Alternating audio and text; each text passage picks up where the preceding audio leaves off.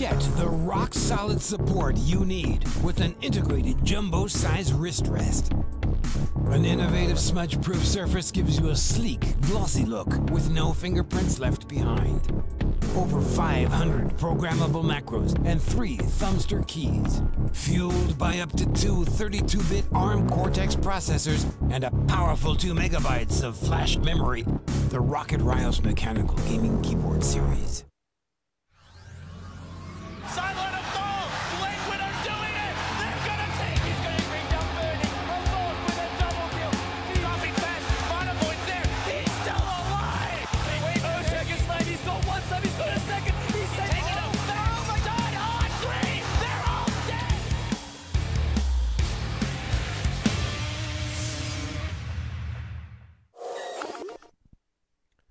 Good morning, ladies and gentlemen. Welcome back to Starladder Season 10 SEA Group Stage coverage. We've got another 3 great games coming up today, and first on the docket is MiTH.Trust versus InsidiousIdol. I'm Zyori, solo in the studio, and joined once again by Blaze. Today is the last day of our opener of 4 days of coverage in a row. We'll have 4 days off and then come back strong as the SEA qualifier continues in full force. Before we get into our first match, another shameless plug, guys. The BTS Chroma Collection campaign is live right now for t-shirts. It's time-sensitive, 10 days, 150 shirts. It's like crowdfunding the shirts. You get them cheaper, and if we don't sell enough of them, then they just never get printed. So check it out, teespring.com/BTSChroma. I'll link it chat in Twitch. But if you want one, time is of the essence. You better order sooner rather than later. It is risk-free, like I said. If we don't hit the number, then, well, we just don't print the shirts. No big deal. Anyhow, Blaze, how are you this fine morning, sir, as we move into our first game of the day? Feeling pretty good. Looking forward to seeing these two teams in action. I think these two teams have a lot of potential, so there's obviously going to be some back and forth, but I'm really not sure like who is actually favored. So it's going to be maybe one of our more contested matches. Sometimes Dota turns into those kind of momentum-based stomps, those death balls that you just can't stop. But in this case, I'd say that the two teams are close enough and volatile enough that really anything can happen out of this matchup. So that's always fun. That's always going to shift how we perceive the game. And, of course, it's always great to be casting with you, man. Oh, thank you. Good, sir. The fans have spoken, and they seem to think MiTH.Trust isn't the favorite here. I think they have the bets by good 62 to 38%. So not too lopsided, but in Lacelles we trust, as they say. The fans are confident in their hero. So MiTH.Trust opened with a first pick Doom. Shadow Shaman Tidehunter picked up for InsidiousIdol, but the second pick Ancient Apparition. All right. Yeah, there's a lot of skill on the side of MiTH.Trust, to be sure. Lacelles, of course, is the legendary carry, but MyPro and Naki are actually like 2 members of the top 12 club in the SCA leaderboard. They are just pub stars all the way, and they've obviously shown some major strides since their previous team. They were the ones that just really stood out as the ones that were outperforming and kind of needed to graduate to the professional level. And yeah, they made it to MiTH.Trust to really make some waves there. So I love seeing when they pick up the Sand King and other heroes where they can just really perform well. MyPro loves his Doom, but the one thing that I kind of feel is a little detrimental to their draft is they always run it the same way. MyPro almost always goes mid with Doombringer, and there are a lot of heroes that can counteract it in the laning phase at the very least.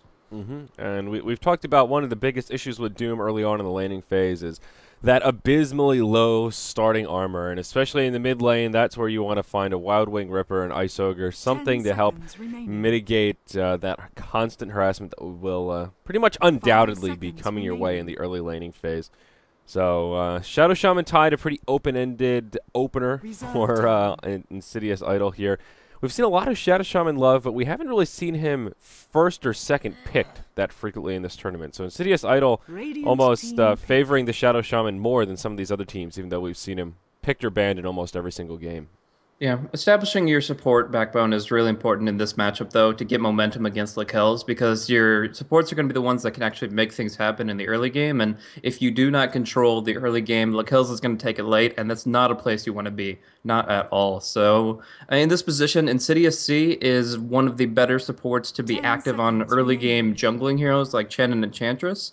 and I have pretty high expectations for him to move about the map with that. He also used to play a lot of jungle Doom, even though it is a pretty greedy pickup. It was something that he has a good feel for. So he has a really good feel for the hero, knows its limitations, and maybe wants to exploit that with a lot of smoke inks as well. So I expect a lot of activity from InsidiousIdol in the early game, and we'll have to see how MiTH.Trust respond as they approach the stronger levels of their lineup, the level 6 especially, for the two heroes that they currently have online. And there are a couple of heroes that have made it all the way through this draft that have been ignored thus far. Faceless Void and Skywrath are the two big ones that come to mind. InsidiousIdol, not so worried about those big hard-hitting heroes that are often banned or picked in the first two couplets. They ban out the Wraith King and the Weaver of all heroes. We've seen a little bit of Wraith King play here and there, but the Weaver ban feels really out from left field here. I guess a hero that MiTH.Trust runs some, but interesting. Yeah, Weaver's a little bit of a faster-paced hero than Anti-Mage or Morphling, and all four of those heroes, Wraith King, Anti-Mage, Morphling, and Weaver, are the signature Lakel's pickups. So in that case, they've Razor's been already taken out. They want to narrow his field. They want to limit his options into things that they feel they can manage most effectively. And the Weaver is just a little bit too good. Like, if you get a Hex on Shadow Shaman on Weaver when he hits Shikuchi, you might as well not gotten that off in the first place, because he's still the fastest chicken you've ever seen. So it's just really hard to pin him down. And of course, it still provides a large amount of push to favor MiTH.Trust. They ban it out. They say, just take anything that's super hard carry, and we'll just push and try to win this game out in maybe 30, 35 minutes. And they do have the team to do it with so far. Tidehunter on the Radiant off lane, Sand King in the Radiant jungle. These are pretty favorable for getting the golden experience you need to really make things happen across the map. But MiTH.Trust are really looking for that wombo here. They really have a great combination of heroes as well when it just comes down to raw AoE damage output and the potential to just outright shatter a couple of the squishier opponents. Yeah, I mean, the ultimates between the two dire supports are quite potent. Of course, the Echo Slam and the Ice Blast, but it's also in the laning phase. They're pretty potent as well. With some pretty crafty fissures, you can find Cold Feet procs, though. We've talked about Cold Feet a lot, and it seems most of the Ancient Apparitions we've seen have not really opted for that build, and it's been more of a chilling touch vortex kind of a deal. But with an Earthshaker, there's always that potential. They could be angling for a potential position 1 Pugna pick that could be pretty scary in lane between Pugna, Ancient Apparition, and Earthshaker. I don't know if they want to go for a killer tri-lane of that sort, but certainly some potential. Even just the Pugna Earthshaker is pretty potent. Yeah, I've only seen a few teams run that one, and I don't think that's really something that Lakel's likes to play, but it definitely is possible as far as compositions go.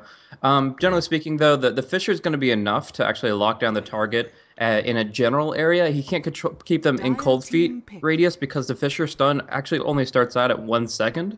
So usually you would just kind of control them with auto attacks, and as long as you get a good block off, then it's only going to be heroes with leaps and pounces and things of that nature to evade it. But Tidehunter, of course, is very limited in that. He just kind of waddles around. He's not going to be able to outmaneuver any path blocking materials, and that's going to make it difficult for him if it is indeed going to be a 3 versus 1 for him on the top lane.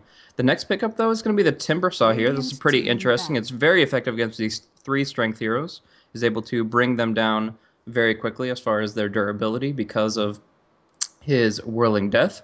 But otherwise, yeah, I'm not sure exactly how they want to lane this. If they're going to be putting the Doom in the mid and the Timbersaw in the off lane, that's the knee-jerk reaction to have for it. But there are actually a lot of ways they can make this work. Yeah, absolutely. Doom is one of the most flexible heroes, I think, that can truly play any of the roles, go any of the lanes, and even just move into the jungle if he needs to. So that does make it slightly more difficult to predict the lanes from MiTH.Trust, but Timbersaw seems to be a pretty solid pick here. Up against the Tide in lane, it's a fairly even matchup. I think maybe a little bit favoring Tide with the Anchor Smash, but Timbersaw can harass him pretty effectively. I don't know, what do you think about that matchup? That's one of those that I can see kind of going back and forth as they both have ways to be very irritating against the other. Timbersaw versus Tide? Yeah. That's a tough one. I think if the Timbersaw uses creep aggro intentionally, very effectively, where he just right-clicks the hero, gets a few free reactive armor charges, then he should have enough armor to mitigate the effects of Anchor Smash, and he should, in general, win out that matchup. And then, of course, when his ulti comes up, he's a very, very efficient hero in the lane. So I'd have to favor Timbersaw just a little bit there, but of course Tide won't be edged out too far unless he's mispositioned very disastrously against Timbersaw's skills. Yeah, and the anchor smash makes it more difficult for Timbersaw to last hit, but not that big of a deal. And he also has Whirling Death, which is pretty spammable. And if you're not in the mid and you're in one of the side lanes, more often than not, you'll find some trees nearby and get that pure damage, extra bout of punch.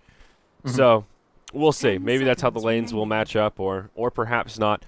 It should all fall into focus here as InsidiousIdol go for their 5th hero pickup. They're about to run out of bonus time, so it will be the Tinker for their final pick.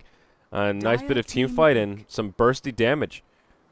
Yeah, so we're gonna, I believe, see a safe lane farming Tinker because Ysera would like to take the Dragon Knight to the mid lane. So if I can just generically predict the lanes, it would be Tidehunter is going to be going up top. Sand King, Shadow Shaman, and Tinker are going to go down bottom with Sand King focusing on the jungle for the first, 8 minutes, and then Tinker might take that role after the fact. But, of course, the Dragon Knight is going to be running on the mid lane, and MiTH.Trust are knowing that and still having to kind of figure out how they respond. Like, the Doom mid is signature and very standard for MyPro, but if they want to switch it up a little bit, get Timbersaw 1v1 against DK or something, I could see that working out pretty well, too.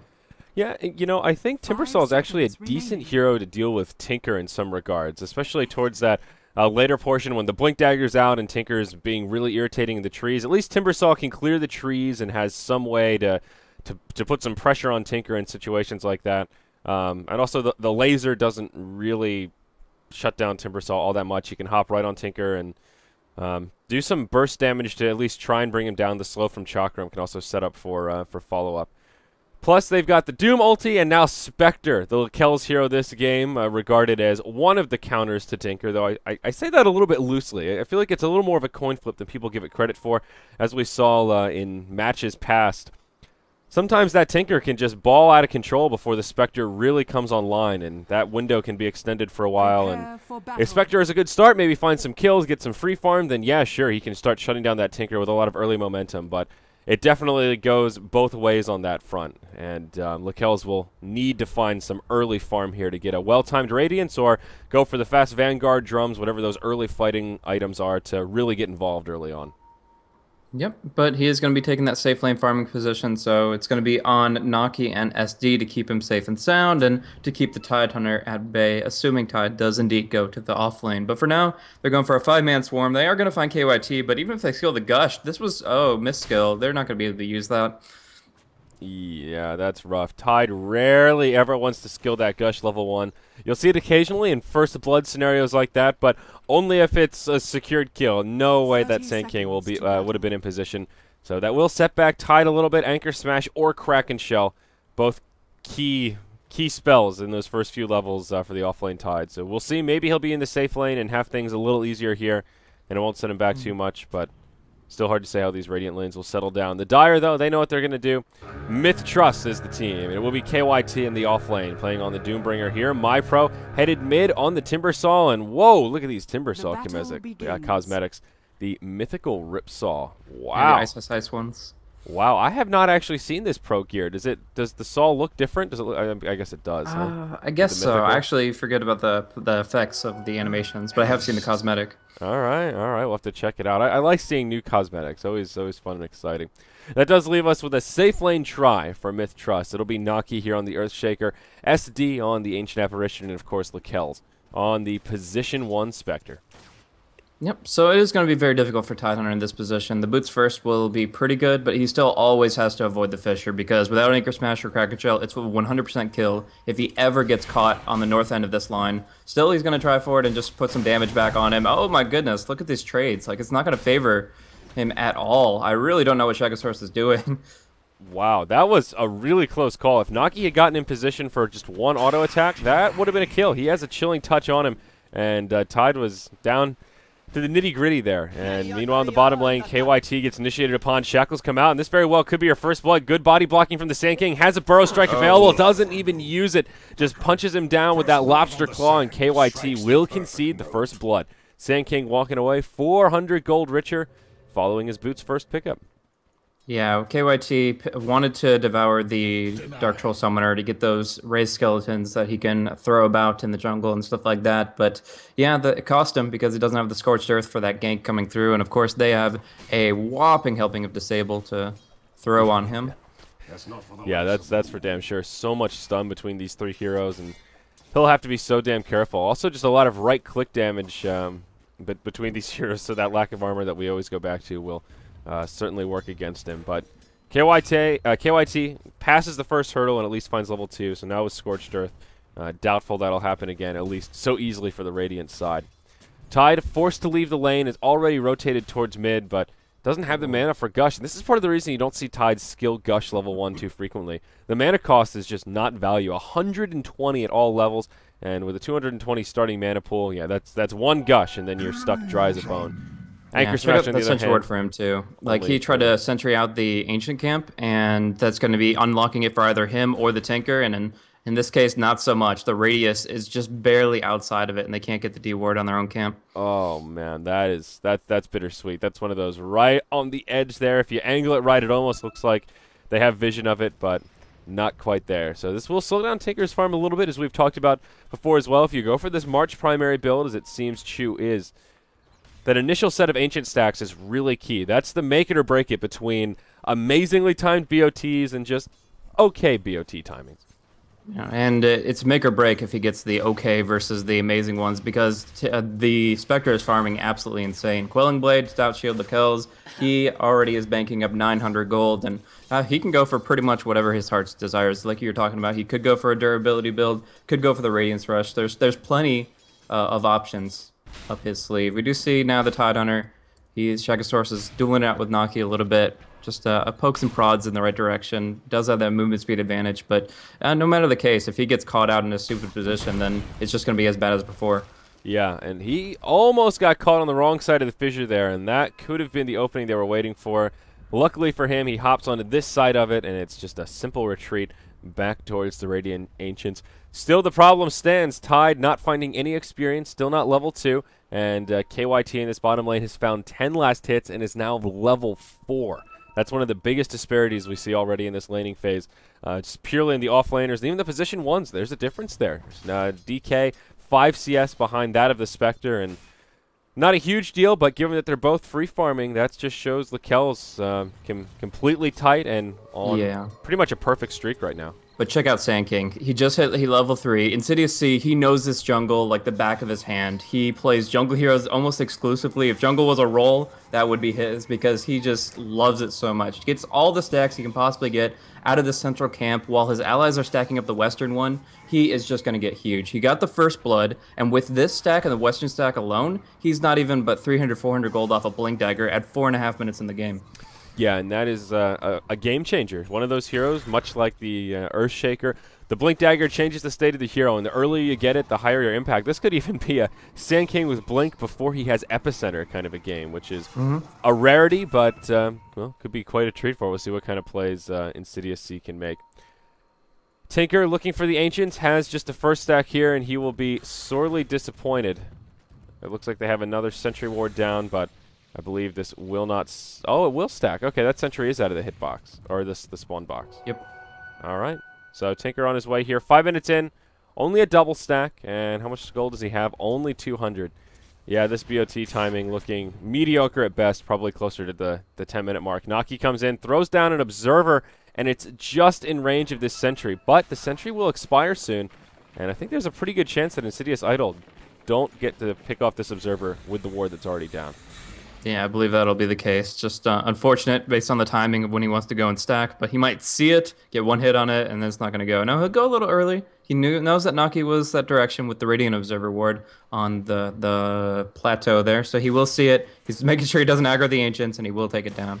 Wow, just in the nick of time. Very cheeky play here, and he will secure an additional 50 gold for his troubles as he now stacks up the Ancients. That is now a triple stack on the way, assuming this one doesn't fail, and it looks like it'll be all good for Mr. Tinker. So on his road to recovery, has the Soul Ring up, which of course is the first milestone for any Tinker out there. Now moving into the 113 as he hits level 6.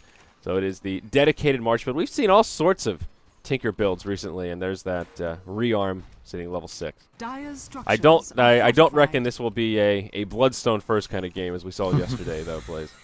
Yeah, perhaps not. Still, I mean, he'll get the farm that he needs, and he'll be able to build up major burst items. Usually the Dagon is what you're going to go for first and foremost.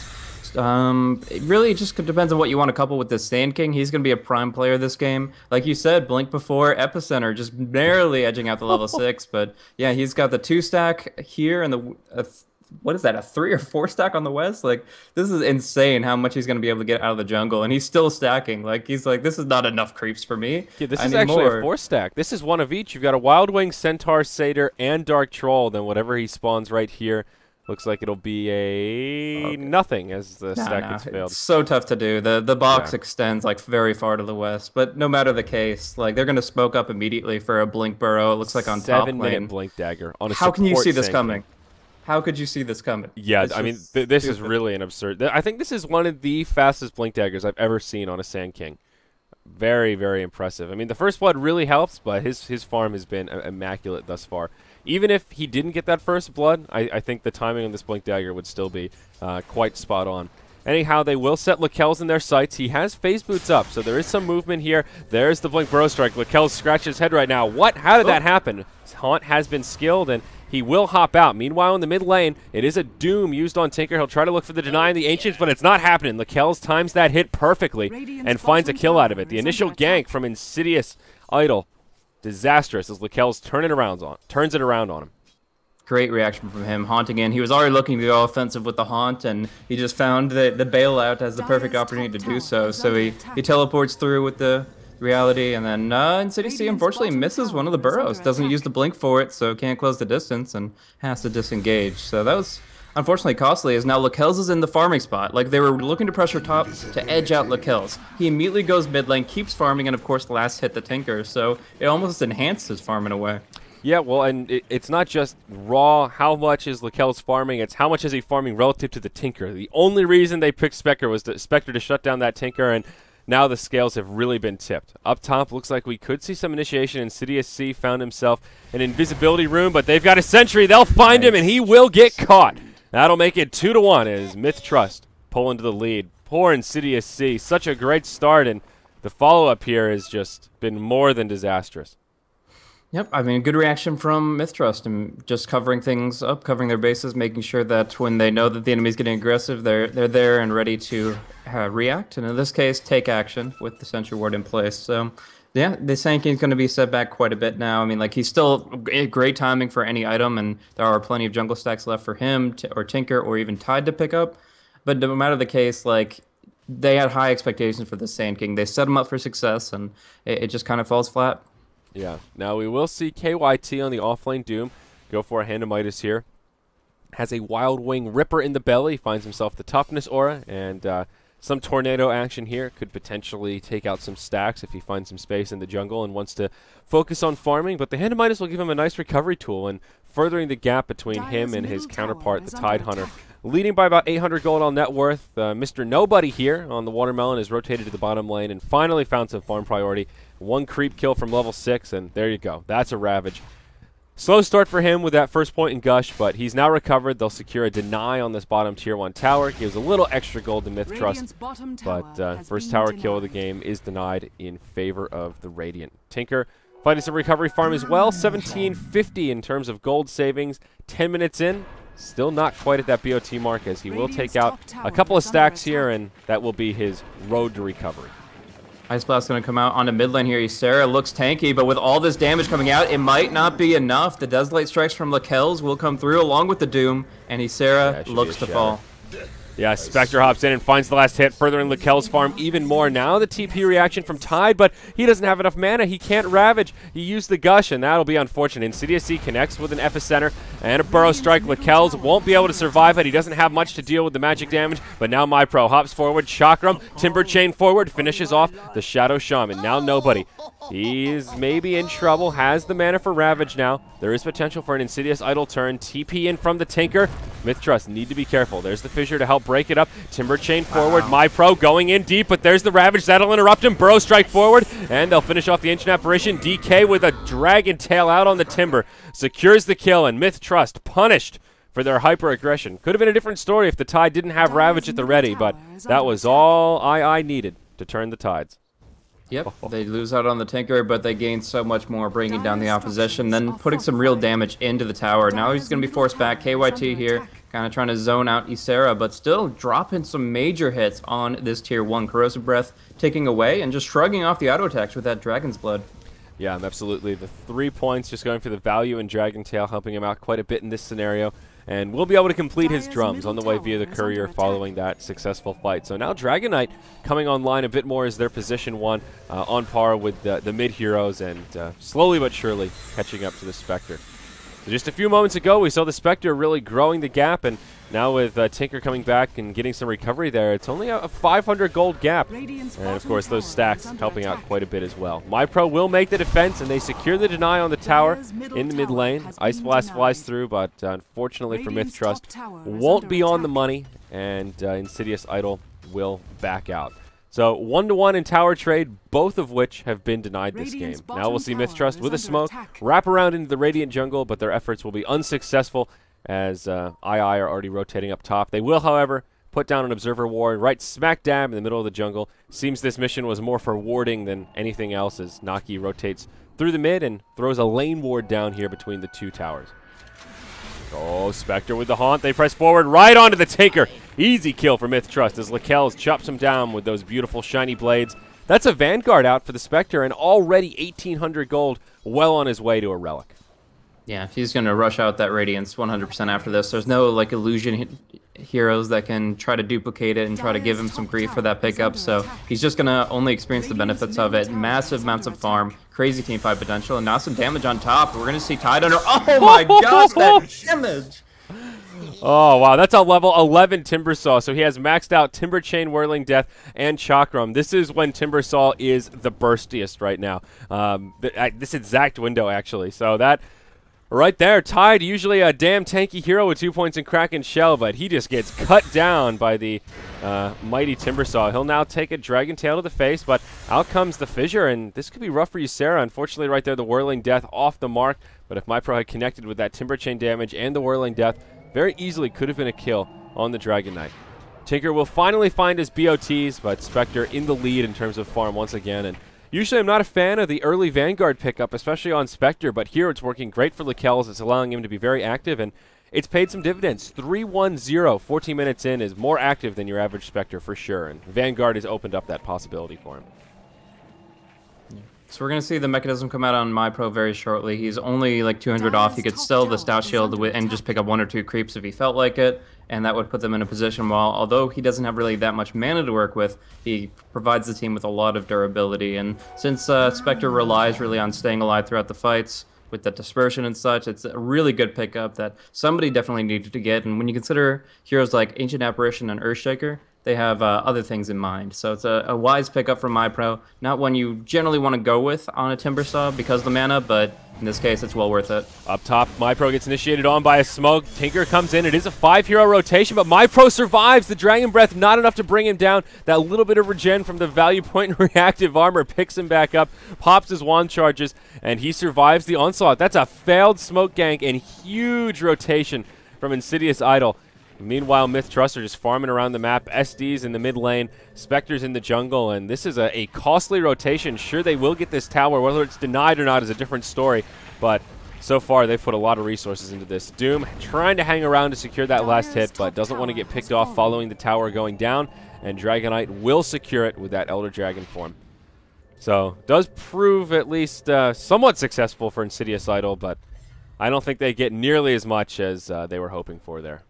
Yeah, and now MiTH.Trust are timing their smokes with Spectre's Haunt. Every time Haunt comes off cooldown, that's when they smoke up, and that's perfect for how they want to engage these fights. It puts Sand King's Blink on cooldown when they use the Haunt.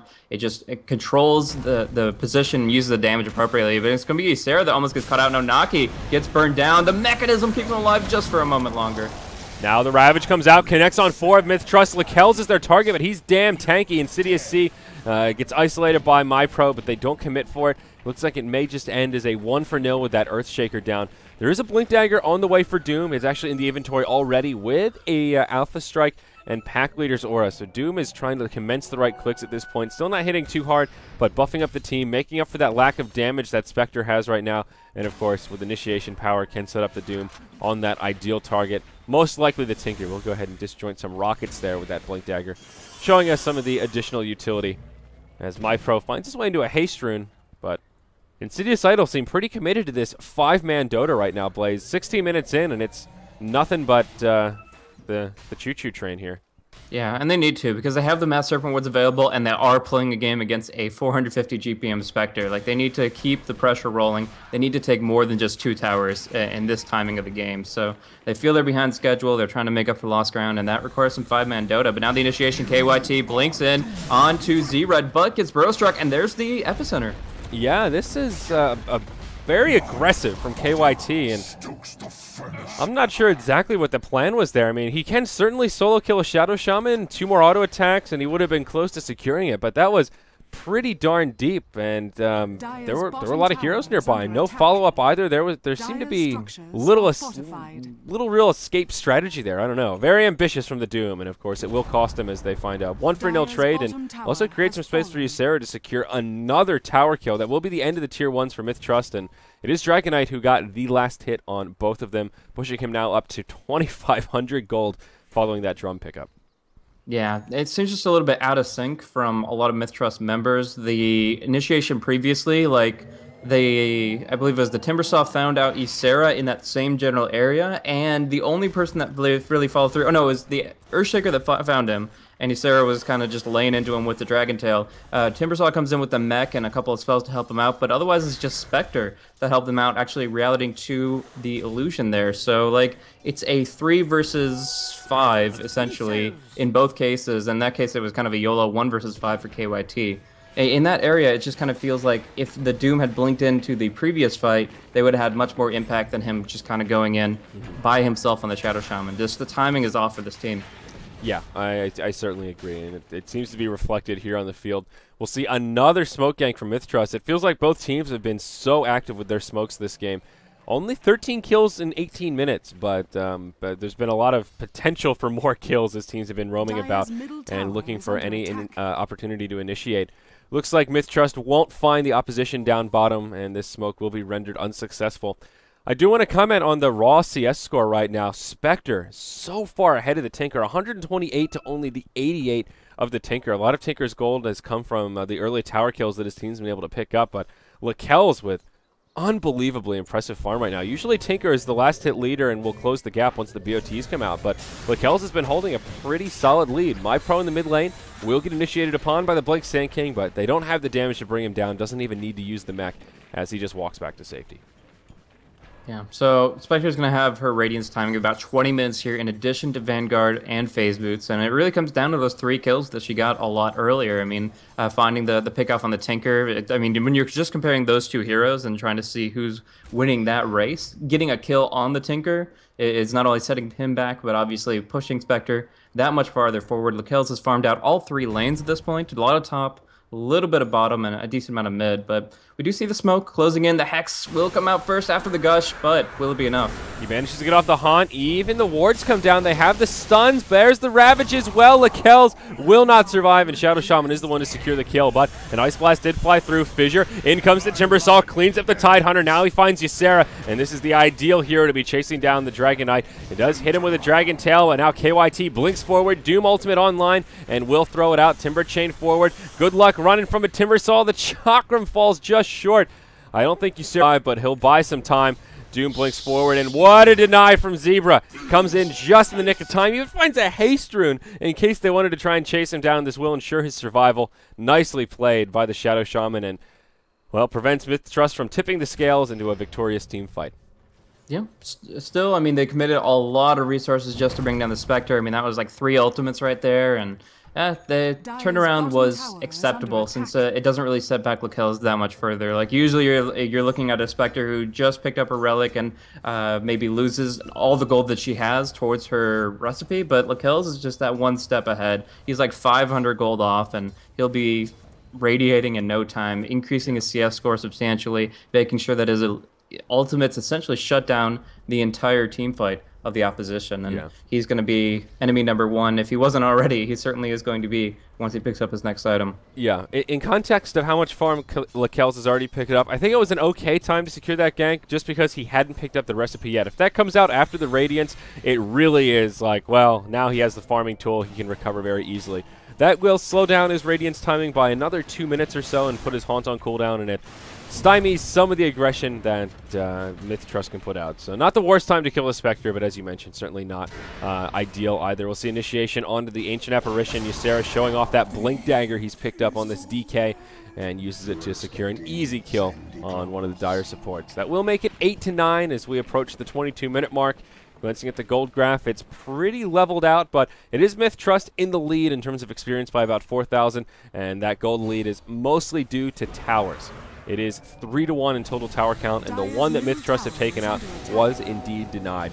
Speaking of tower pressure, though, InsidiousIdol grouped up in the mid. Rasta wards come down. Elder Dragon form popped, and this tower taking a lot of damage. Nobody will take a Doom. A lot of damage as well. Timbersaw cuts him down as he timber chains forward. Shadow Shaman will get picked off. Lakel's takes a Burrow Strike on the retreat, but it's already a 2-0. They've defended the tower. Dragon Knight blinks just in the nick of time, heads to the high ground, but Timbersaw has no way to interrupt it, and the Dragon Knight will survive. If the Ice Blast had connected, well, obviously he wouldn't have been able to blink, so it would have been a kill nonetheless, but there would have been potential for Shatter. MyPro is pretty damn bursty, but not enough to bring him down by his lonesome as he moves into a double damage. Oh, mid lane, I think he's going to go for it. Yeah, Insidious C, he's farming. There was the farming of the Mass Serpent wards, and Doom drops down to about 10% HP. CC sees his freebie at hand, Blink Burrow Strike, and that's all she wrote on that one. To Doom just expecting nothing, expecting no real player interaction, just farming away passively, and doesn't work out. Down bottom lane. Yeah, now MyPro could be in some trouble. He's pretty tanky, but takes a couple of stuns,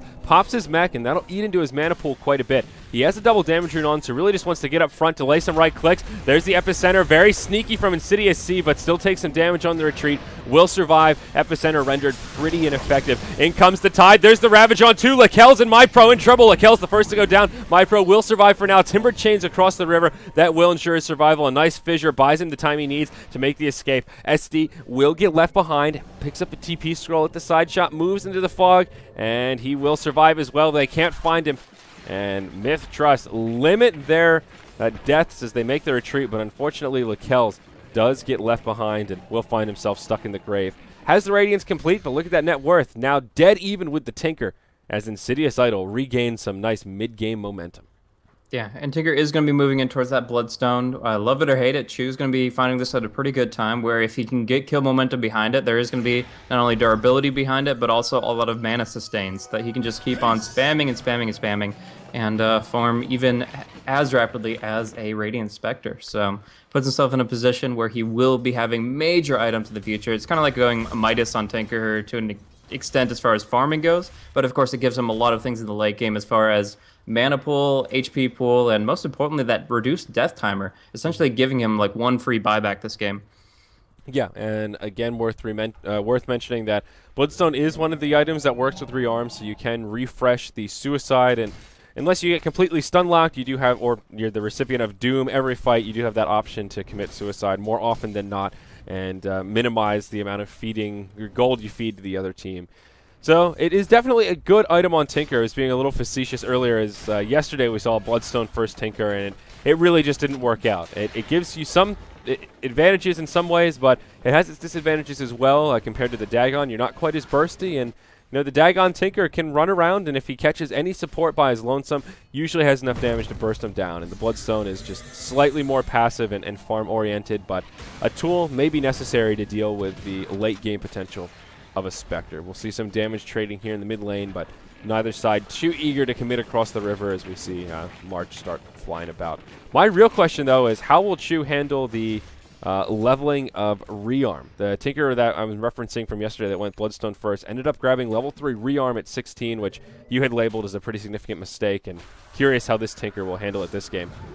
Yeah, we'll Down see. bottom. Oh, yeah, there's no real getting out of that one. I mean, you have the Force Staff, you have the Burrow Strike, but it's so difficult to evade the situation. Blink will not come off cooldown unless you get away from the Radiance, but he just barely got outside the range. So, wow. Insidious C, fully defensive, will be able to escape, and yeah, that's going to be Lakel's to walk away as well. I guess the Epicenter was used to initiate in the first place, but Lakel's, I mean, with that Vanguard, is just sitting high. He's got 600 HP, regenerating back up to full gradually, and it's not going to stop his farm.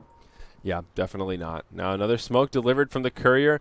Earthshaker did pick up a Gem of True Sight. It was bought by MyPro, but he's the one carrying it around. Also important to note that MiTH.Trust should be gaining some map control right now. Radiant still have 1 ward down on the field, 2 wards actually. 1 blocking the Dire Ancients here, still with plenty of duration on it, and 1 on their side of the river here in the mid lane.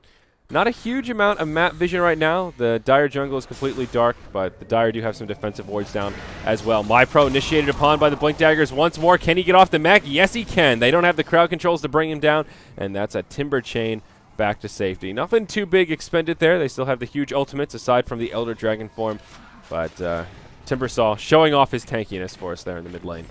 Yeah, we do see the Elder Dragon form. They really want to push with this, but there isn't any tower without backdoor protection. So they're just taking their way to the jungle, cleaving things down a little bit here. But yeah, I don't know. I feel like that was their last offensive movement before the next haunt, and it very well could be a level 16 Spectre's haunt, because Lakel's is farming so quickly. He's, I think, top of the levels. Yeah, by far. The highest level on InsidiousIdol is Tinker and DK with level 13. Spectre is 15.5. So in this position has the advantage stat-wise, and when you get that rank 3 ultimate on the field, it's just going to burn them down. So we're going to see, again, smoke perfectly in sync with Spectre's haunt. I love this play from MiTH.Trust as far as the timing goes in that regard, but we'll see if they get the initiation. And Sand King walks by. He interrupts the smoke on just Naki. The rest of the team not revealed yet. They'll find the Tide. He takes a Doom. Always a good target to secure a Doom on, and that will prevent the Ravage. Haunt has been used, and Spectre joins the party and just hops into the easy kill on Tide. Now they will press forward, diving the tier 1 perhaps. But no, InsidiousIdol a little bit too elusive as they all blink and run back to safety.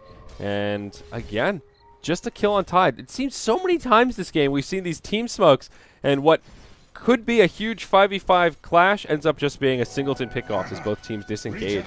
And it's been more about the guerrilla warfare with these big team 4v1s than these straight up skirmishes. Yeah, well, the thing is that whenever you see Spectre's haunt hit the field, there's very little that InsidiousIdol can do for real initiation. They've gone for 3 Blink Daggers here. The Sand King and the Tinker seemed obvious, but the DK, it's an interesting choice. It's one we've seen a lot, but okay, we're going to see it used here. Yeah, and they find the Ancient Apparition kill straight away. Naki takes some burst damage, but will get off a Fissure to create some space for himself. Mech is used from MyPro, and that will bring him back up to an okay level of HP. Dragon Knight's still hungry for blood.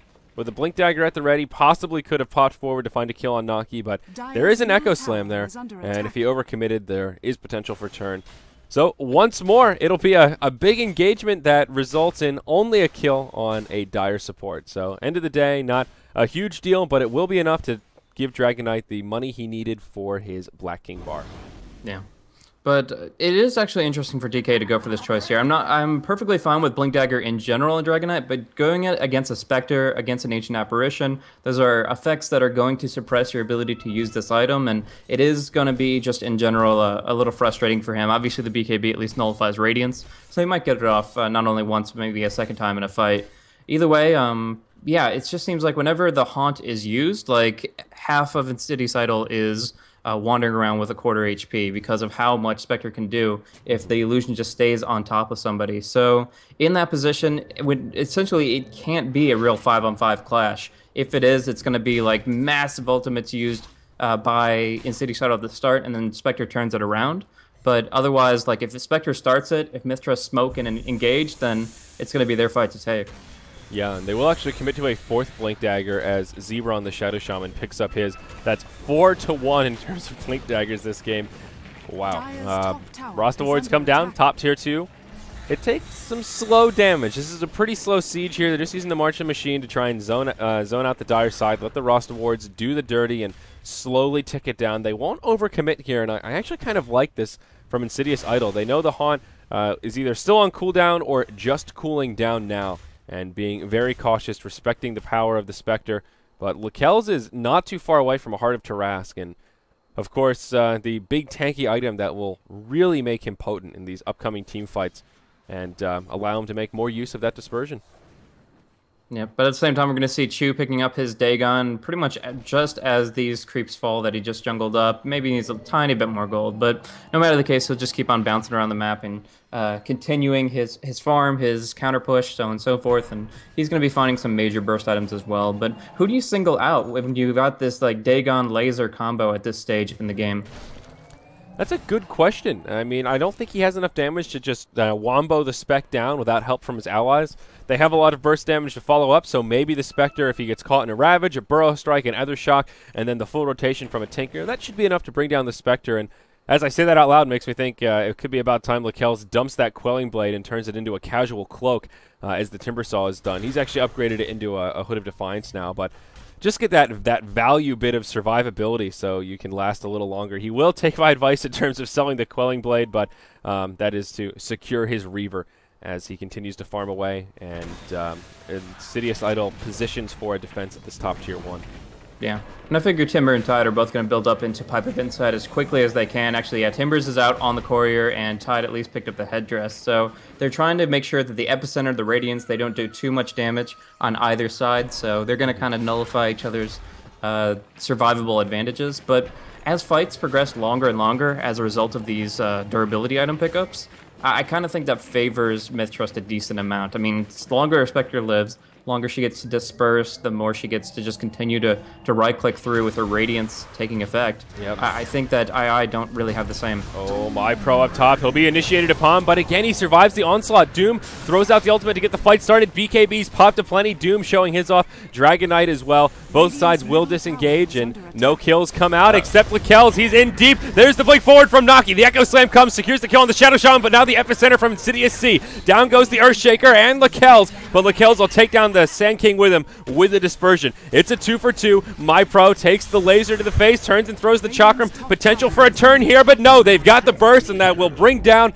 the dominating streak of the Timbersaw. 600 gold going the way of the Tinker, and it will be a 2 for 3. The tower stays standing within deny range, and InsidiousIdol will take a favorable team fight. Yeah, that was very awkward aggression from Lakel. Spectre going in 1v5 essentially, with the team just not willing to go in behind them. They did get the Echo Slam after the fact, but it was just so delayed, and Lakel's just got chomped down. As soon as they found the real one, they shackled him up, and there was very little that he could do. He still got the Sand King, kind of the Shadow Shaman too, with the dispersion, with the Radiance, but without that heart, that was a little too extreme, even for somebody as farmed as this. Yeah, absolutely. And even Tide was able to get a good Ravage off there. Before that fight started, I was going to mention that an item path that would have made a little more sense to me here would be Ysera go for that early mech on the Dragon Knight and then open up for the Tide to get an early Blink Dagger instead of DKs. Even though the Blink on DK has proved pretty effective here, we've seen a lot of really good Dragon Tail initiations. Nothing beats that Blink Dagger on Tide to get those easy Ravages. And now that he's committed to Pipe, he won't have a Blink Dagger for anytime soon, and once MiTH.Trust choose to be the aggressors here, it'll be so difficult for him to get off those really key Ravages if they can focus him down. And, you know, Doom with a Blink Dagger makes it a lot easier to secure the Doom ultimate on him and just completely lock down the Tide rather than find those Ravages with counter initiation. Oh, Naki. Will he get picked off here? Insidious C Bro strikes forward as he tries to take down this Observer ward, but the follow-up isn't there, and, well, they're just rewarded with a ward kill. So in this position, the one thing that we'll note as far as like the Tinker goes is the Bloodstone momentum that he's building up. He went from 8 charges now to 12 based on how successful the recent fights have been. And although he took the rearm rank 3, the fact that he has charges behind it seems to make it okay. Like right now, he's doing massing his bottle, massing his soul ring. He does go back to base very frequently, and a lot more so than he would be with Rearm 2. But we saw how quickly those heat-seeking missiles were flying out. So if the Bloodstone can handle it, it might just be the right call. We're seeing a lot of damage coming into MiPro, but he's a very tanky individual, and it's going to be the Doom on a Tide. Yeah, the Fissure just started off. Now the Dire pipe comes out, and the Tide just melts. Now in the mid lane, Chu will get initiated on. He will manage to blink back after the rearm, but they want to dive. The Lakells wants it. The Chakram will be off the mark. They will secure the tower kill, picked off by the Radiant. And the glyph comes out actually just a moment too late, so it ends up being a wasted glyph as well as a tower going the way of the Dire. MiTH.Trust find a free kill out of it. Lakells has also picked up his Hearted Tarrasque right before that engagement. So the Dire, again, just regaining lost momentum. If we glance at the graph, it spells out a pretty good story. Back and forth, teetering across that 0 mark, but 35 minutes in, we've still got a damn even game on our hands here, Blaze. Definitely.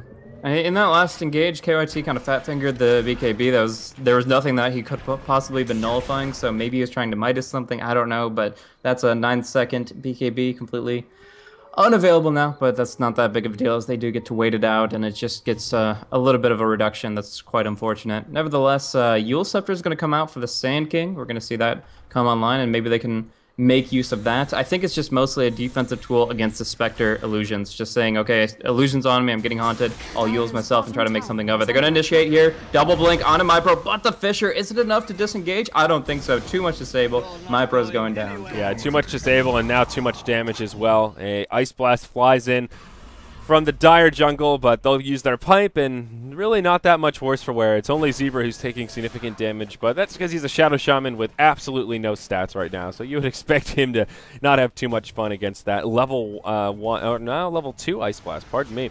Oh, he gets the Yules onto Doom. Yep, and BKB is popped, so KYT will survive for now. Just turns right into Insidious C, pops the Doom, the level death, and chops him down. Secures an easy kill for there and says, you aggressively blink on me, I will aggressively ultimate you, good sir. I see your Burrow Strike and raise you a Doom. And, well, that'll make it a 1-for-1 across the map as InsidiousIdol get punished for the bout of hyper-aggression there under that bottom tier 2. Yeah, they're trying to keep MiTH.Trust from taking Roshan. Although they don't have the best Roche team, it's still the Dire advantage, and it hasn't really been claimed this entire game. So in this position, they're like, okay, well, if we can just keep at least one person down, they won't feel good about fighting the pit, and they'll try to get some vision up. But actually, down bottom, it's going to be Lakells to get hexed up, and Chu's here with them. They might have enough. I think that they do. There's a Ravage for this as well. The Dagon, they just have too much burst damage. Lakells actually takes down the Shadow Shaman before he falls, and the Ice Blast flies through, but it just won't be enough damage. The pipe comes, and Tinker will survive just barely out of shadow range. I think if there wasn't a pipe, that would have been a kill on the Tinker.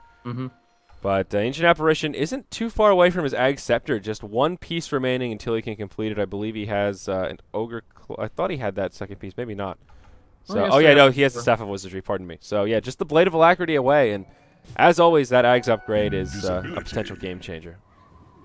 Yeah, most definitely. So we do see some great ultis coming out from the Ancient Apparition. If that ultimate gets enhanced, then I think InsidiousIdol are going to have a tough time. But they jump in, blink, dragon form, trying to get this done in SD. There it is with the Force Staff. But he's under tower, taking some hits here. SD. Oh, Insidious C. He loses his ultimate. He channels it. It gets interrupted by Naki, who has the invisibility rune on. They'll still finish off the Ancient Apparition, but at what cost right here? Ysera takes a Doom, even though he's still BKB'd. InsidiousIdol comes back in. Or, pardon me, Insidious C comes back in, and oh no, Naki, now he fat fingers the Echo Slam. How unfortunate. They'll still find a kill on the Tinker, compliments to the Timber Saw, but oh, Earthshaker, you poor, poor baby. That was a, ooh, that's a big ultimate you don't want to waste. 3 hero Burrow Strike, though. Is there a follow-up? Pipe comes out, Yules defensively onto the Sand King. Insidious C will Burrow Strike, Sandstorm to safety. Now Zebra comes forward, brings out the wards. Tide doesn't have a Ravage here, but still has the mech standing. There's the Timber Chain back to safety. Doom will survive, but Shu, he's back in the party. Those Bloodstone charges coming in handy. It'll be enough to finish off MiPro. The rest of MiTH.Trust on the retreat. They will survive as Ice Blast flies through. It won't be enough to save their top tier 2 tower. Wow, what a back and forth exchange. And MiTH.Trust get Tinker, so it started off well, but he gets right back in the fight, and they don't have the resources to deal with it. No Haunt available during that engagement. Yeah, that was very awkward indeed. Trying to kind of even take the fight without Haunt was a little weird, but yeah, I guess it was the Earthshaker walking over a single machine marching along, put his Blink Dagger on cooldown, and you can't S-cancel an Echo Slam. It is instant cast, There's no taking back that one. So he drops it down on the ground, and it's even a worse loss than the epicenter being put on cooldown, honestly, because like they need that to really hold the fights. They don't have that chain disable on short CDs like InsidiousIdol do. They can spam disables all day long, but MiTH.Trust, they have to conserve theirs. They have to make sure that each one counts, and in that case, none of them really accomplished that. 18-18 is the kill score. The tier 2s, actually every outer tier tower but the bottom tier 2 is taken out for the side of Myth.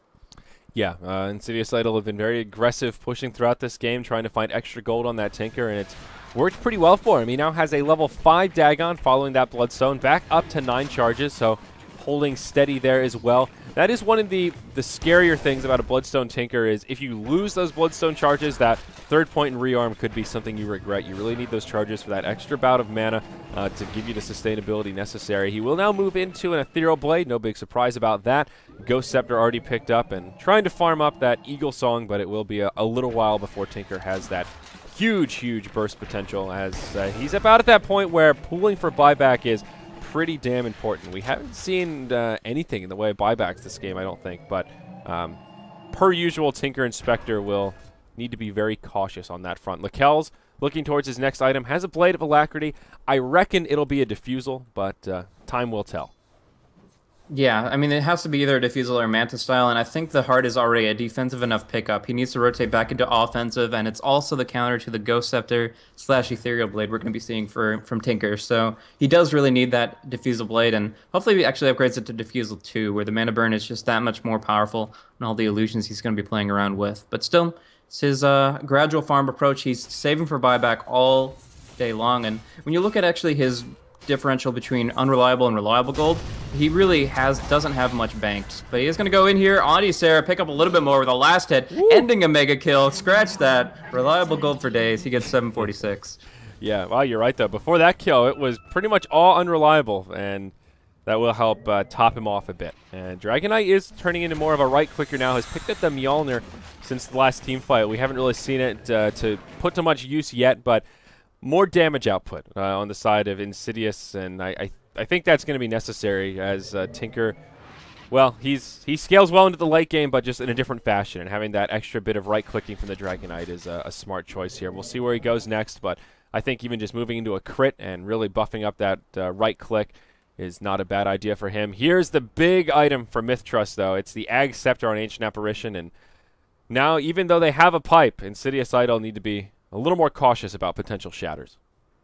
Yeah, very dangerous. I mean, you could even just play like Naga style, and when you get the Manta style up on Lakel's, just move in an illusion to radiate a little bit while the frozen effect is ticking with the Ice Blast, and that can cause some real issues. The Diffusal Blade, #1, will come through. They get some D-Ward action, but this is very aggressive. I think II is going to go on this. Yeah, MyPro. Oh, wow. Wards come down on the high ground. Fissure, they just need to buy him the time to Timber Chain away. They'll even use the Ravage for this as they Burrow Strike to the high ground. Sure, they get the kill on MyPro, but that's a Ravage and Wards used to make that happen. It's only a Timber Saw. I hate to say it, but that feels like a little bit of overkill for just a single pickoff. Well, they know that for another full minute, that means that MiTH.Trust have no way of fighting together as a team, and that's important solace to fall back on. But yeah, the big ultimate there, the Ravage, that's 2 full minutes. Haunt's on cooldown, though. I don't really think MiTH.Trust are eager to fight, at least for half of Timbersaw's time in the grave anyhow, so I think they'll be happy-ish with that. Well, not happy with the loss, but you know what I mean.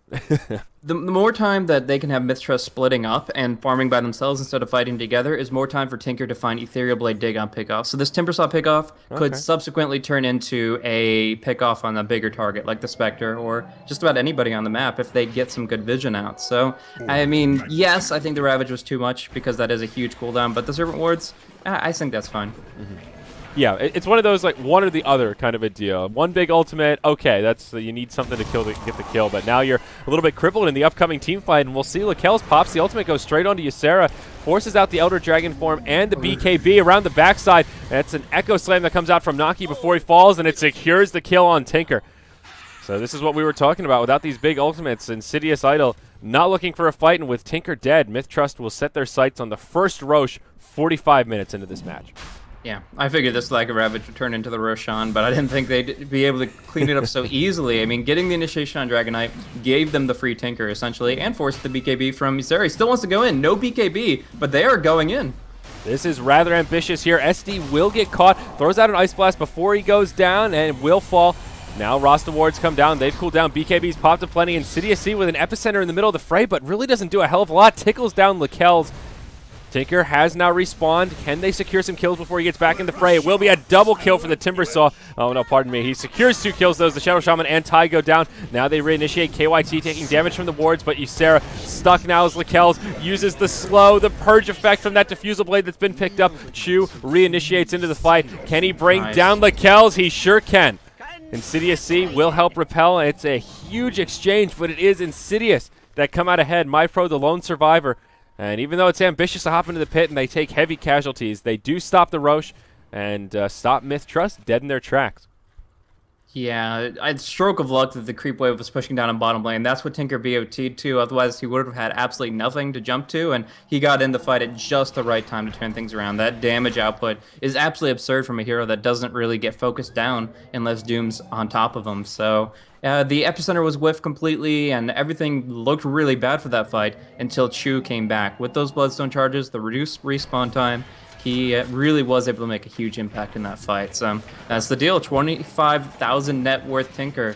At this point, is pretty much best in slot. Like, you can go for a Hex if you want to. You can start rearming Necro Books if you feel like it. But right now, with the Dagon Ethereal Blade, his primary prerogative, which is just killing people, is absolutely satiated. Yeah, and now Timbersaw, he's up to 4,400 gold, so he may be looking towards a Shivas. No, Doom's actually picked up the Shivas. So I guess at this point, Timbersaw might be looking towards a Heart, just tank up, get some raw HP to try and deal with all of the damage that's been coming his way. Tidehunter has abandoned hope of finding a Blink Dagger and just goes for the Force Staff, so he has at least one positioning tool under his belt to secure some decent ravages. Any other item progression since we last looked at inventories here? The only one that stands out a little bit is this Sand King. It appears he's working towards an Ag Scepter with Point Booster and Ogre Club complete. He's only 500 gold off if that's the item he wants, so buffing up that Epicenter a little bit, helping out the cooldown and getting some extra damage. Even though Veil of Discord would probably be like 8,000 times better, he can go for that and get a little bit extra durability on the map, and that's not too bad. In terms of just Sand King, obviously the Veil buffs up his allies, so it's a bit more valuable. For Sand King, is Veil just straight up more damage than the Ag Scepter, or for him personally, is the Ag still a bigger damage output? Even if he gets all pulses off on his ultimate, at level 16, Veil of Discord still amplifies it more. It's just that Aghanim Scepter has better stats, and people have a better feeling for it, I guess. That's what kind of the cooldown does reduce, and that's pretty huge. But they're still only fighting with their Ravage anyways, so yeah, I don't really feel like that's a justification for it. I really feel like Veil would just be insane with the Tinker. I mean, everybody on the side of InsidiousIdol has some magic damage, and the fact that it would be good enough for Sand King and Tinker just makes it a must-have, in my opinion. But in this case, it's going to be the Axe.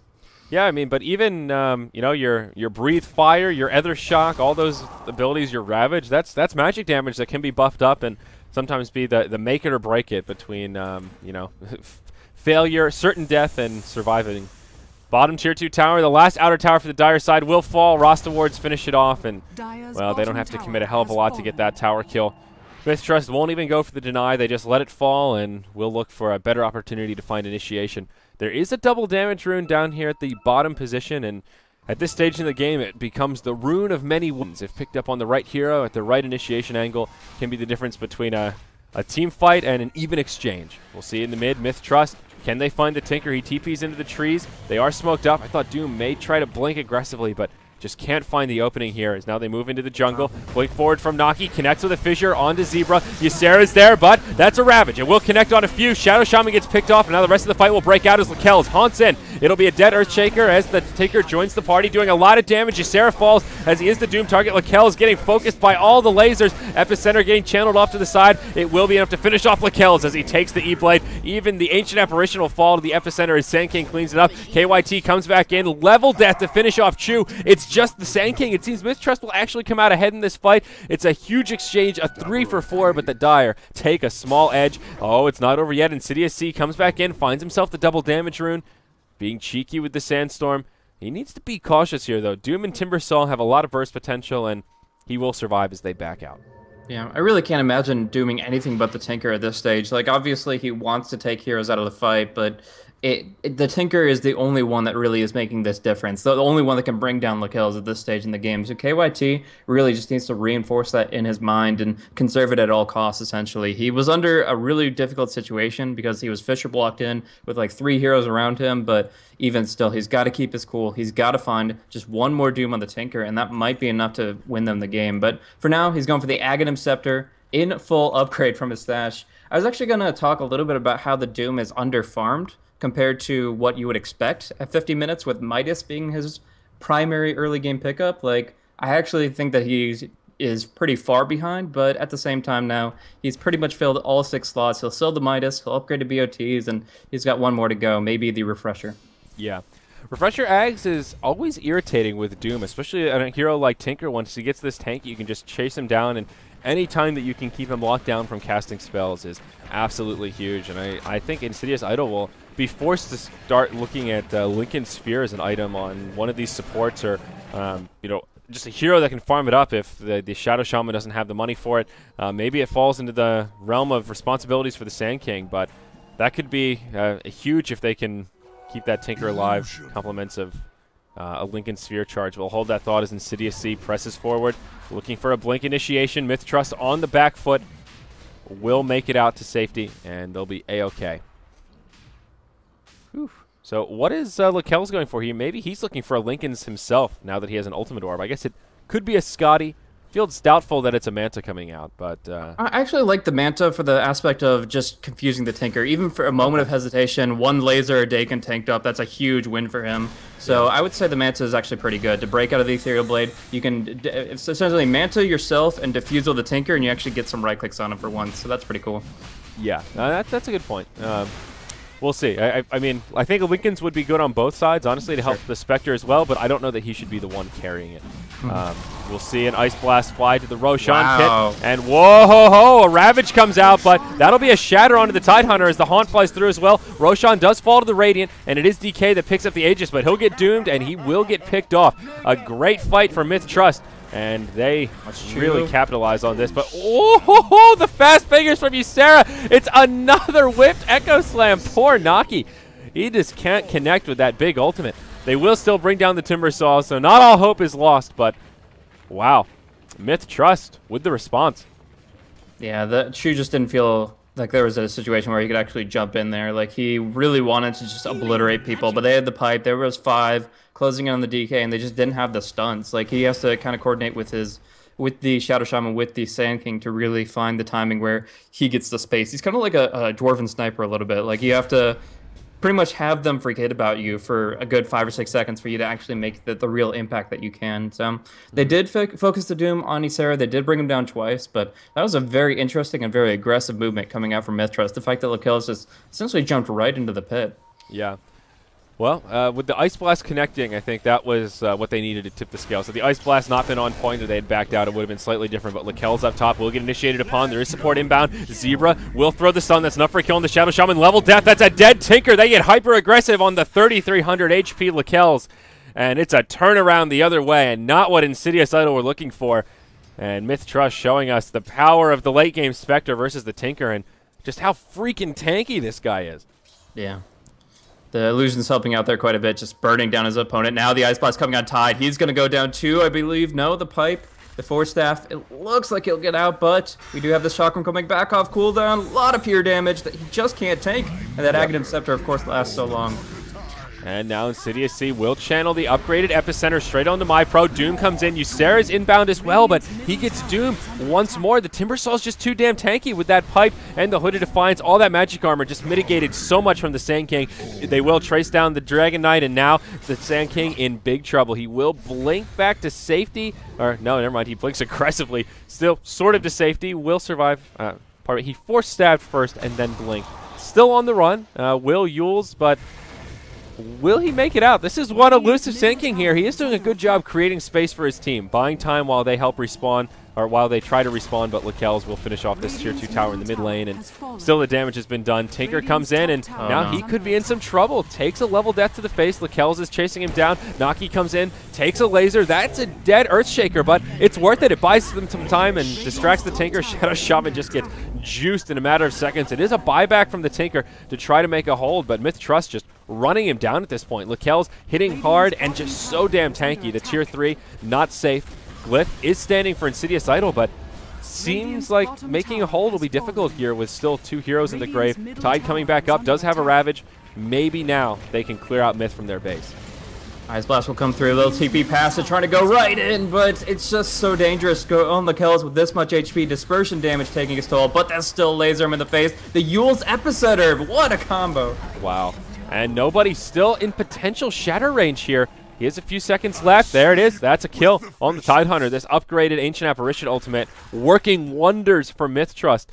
And even though Lakelz does get cleaned up, they still got what they came for, a tier 2 and a tier 3. They forced 2 buybacks, one on the Tinker and one on the Dragon Knight. So that recovery kill, a very minor victory, a slew, just a pitfall of disasters for InsidiousIdol. Look at that gold graph. It was a 3,500 gold lead for InsidiousIdol. Now it's a 4,000 gold lead the other way. Nearly an 8,000 gold swing in just a matter of minutes. Experience graph following suit, about 7,500 now in favor of MiTH.Trust as KYT grabs that 6-slot refresher orb on the Doombringer. That's the game breaker right there. If it wasn't bad enough, the fact that Spectre just got 6,000 gold out of the last engagement, no, now it is as big as it can be. KYT has the Aghanim's Refresher, Shiva's Guard. If he isn't singled out and eliminated from the fight before he can cast his ultimates, the fight's over. Like, there's no way that you can stand it when both the Tinker and the Dragon Knight get doomed out of the fight. It's just absolutely absurd. And yeah, they're going to be looking for those opportunities as soon as Lakelz respawns here. They're actually probably going to smoke up like when the respawn is at about 15 seconds, and then they can just go aggressive because they know the haunt will come at any time. So. Right. This is the game breaker. InsidiousIdol have to play this so perfectly if they have any chance of pulling through. Yeah, the only difference now that we didn't see in that last fight is Tinker has himself the Scythe of Ice. But he's running into the item slot issues you were talking about. In holding onto a bottle right now, has the Eve Blade in the bank, but maybe the Scythe of Ice, the Perma Hex, is that enough to turn the tides in an upcoming skirmish? I suppose we'll see. Tinker down to only 5 Bloodstone charges, though. Now he has enough items that kind of make up for that mana pool difference, but it hurts. Once you start to lose that momentum with this Bloodstone build, it kind of comes back twofold. A double heart? Are you serious, Lakelz? Wow. That's awesome. Lakelz, 4,100 hit points. How do you kill this Spectre at this point? 20 armor, has the Manta style to get off the E-Blade, and add that extra bat of confusion and raw HP. Trades in the Vanguard for a Heart of Tarask. That's like a fuck you chew item. He's like, I know you only have so much mana. You can't burn through all this. Wow, you don't see double heart too often, so Lakelz giving us a rare treat here. 58 minutes into the game, we'll see MiTH.Trust be the aggressors. It is Insidious who start things off with a stun. He will take the Doom, not the ideal target, but Zebra will get caught by the Chakram off the side. Still gets the roster wards down, does isolate KYT, he'll chop his way out. Insidious C does get isolated by the Spectre off to the side, an instant buyback from the Sand King. Doom refreshes, throws the next ultimate out onto Ysera. It's a dead Dragon Knight, and this is just a steamroll. MiTH.Trust, all 5 unscathed. Tinker, the only one to survive the onslaught. He's down in the bottom lane trying to split push, and Sand King will come back, compliments of his buyback. But InsidiousIdol on their last leg here, Blaze, and it seems like MiTH.Trust have finally amassed enough tools to bring down the beast. It's just a really tough game to be a Tinker right here. Everything was on his shoulders. The Dragon Knight just didn't get big enough, and even then he was focused down with a lot of Dooms, which doesn't nullify that much. It nullifies like the slow, and it nullifies the crit, but mostly it was just to keep him under wraps where he couldn't keep on stunning and he couldn't maneuver through the fights. So yeah, they're pushing in for the death push. We do see no buybacks available, and we do see that Tinker is pretty much all on his own. The epicenter is up on the top lane.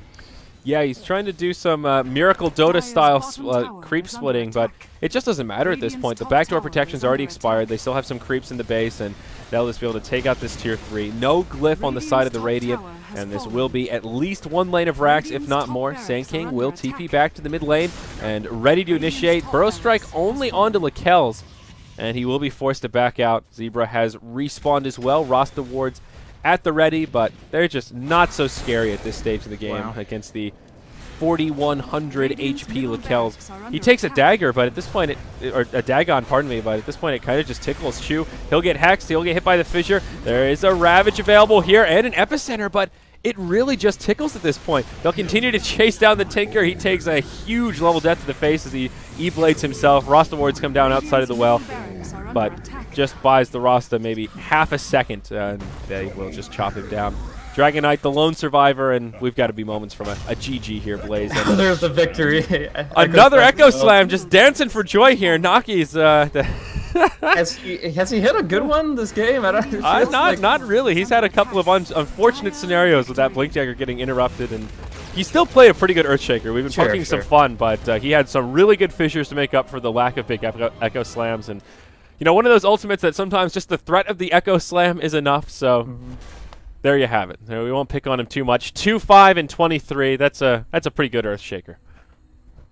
Yeah, I mean, in general, the MiTH.Trust just played a great game. There were some mistakes here and there, but as a whole, they played some good timing. Once they got their timing with one another a little bit more in sync, they really started actually pummeling the opposition. They had some issues with Tinker, and I would reconsider some of his Doom targets, KYTs that is, but overall, they played a great game. Lekels farmed like a madman, 511 CS, a 1-hour Spectre. I mean, that's what you would expect from Lekels playing Spectre at that late stage in the game. So good attempt from InsidiousIdol, but the game just went too late. They didn't have enough push, and they just didn't get enough momentum behind them. Yep. Absolutely right, my friend. That will wrap up Game 1 for our SEA Starladder Season 10 coverage today. Up next will be Arrow versus Mineski, pardon me. And that lobby is scheduled to start here in just about 5 minutes, so it will be a quick break, and we'll be coming right back to resume Day 4 coverage of Starladder SEA Season 10. I'm Zyori, joined remotely by Blaze. Thank you so much for joining us, guys. Don't go anywhere, because plenty more Dota 2 is coming your way after this break.